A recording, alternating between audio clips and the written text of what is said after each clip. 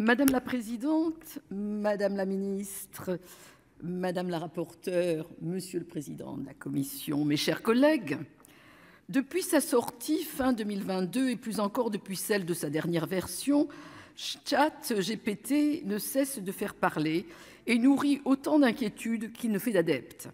Parmi les craintes, on évoque les risques liés à la confidentialité des données, ceux relatifs à l'exactitude des informations transmises par le chatbot et des risques de plagiat. Il est aussi régulièrement question des risques de suppression d'emplois que cette intelligence artificielle générative pourrait causer. À ce titre, dans un rapport publié le 26 mars dernier, des économistes que ce type d'intelligence artificielle pourrait exposer plus de 300 millions d'emplois à l'automatisation. Mais cette inquiétude de l'articulation entre le travail et l'évolution technique et numérique est-elle une nouveauté? Pas vraiment. La crainte des évolutions techniques et de leur impact sur le travail de l'homme existe depuis longtemps et n'a pas attendu les pontes de la Silicon Valley. En 1589, la reine Élisabeth Ier d'Angleterre interdisait la machine à tricoter et les bas de crainte qu'elle ne prive ses sujets d'emploi. Plus récemment, dès l'apparition d'Uber en France en 2011, des alertes étaient lancées sur le risque d'ubérisation de la société et la nécessité d'adapter notre droit du travail aux évolutions numériques. C'est donc en permanence que nous devons nous interroger sur le rapport entre les évolutions techniques et le travail. C'est ce sur quoi porte la présente proposition de loi. Plus exactement, celle-ci nous propose de légiférer sur l'impact des algorithmes dans la relation de travail.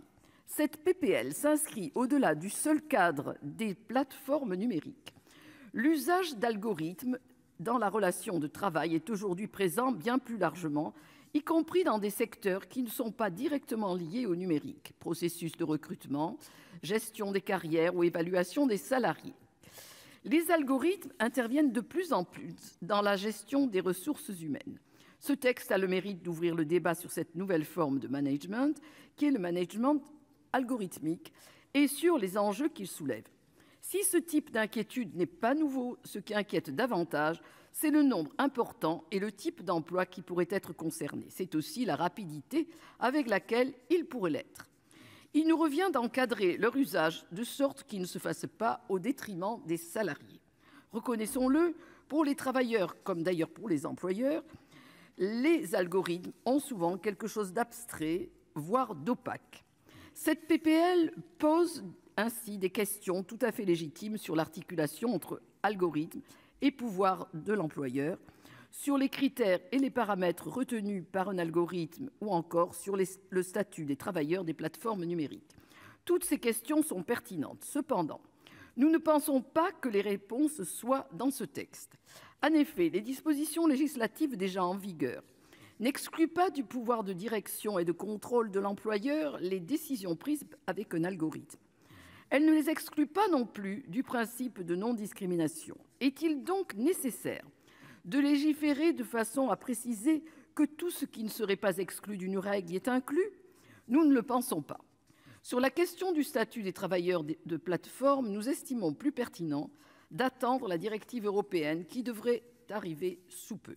Il y a une semaine, plus d'un millier de personnalités du monde de la tech signaient une lettre ouverte appelant à suspendre le développement de l'intelligence artificielle et s'interroger: devrions-nous automatiser tous les emplois? Devrions-nous développer des esprits non humains qui risqueraient de nous dépasser en nombre et en intelligence, nous rendre obsolètes et nous remplacer? Devrions-nous risquer de perdre le contrôle de notre civilisation? Autant de questions auxquelles les 6 mois de suspension demandés par les signataires ne suffiront sans doute pas à apporter des réponses.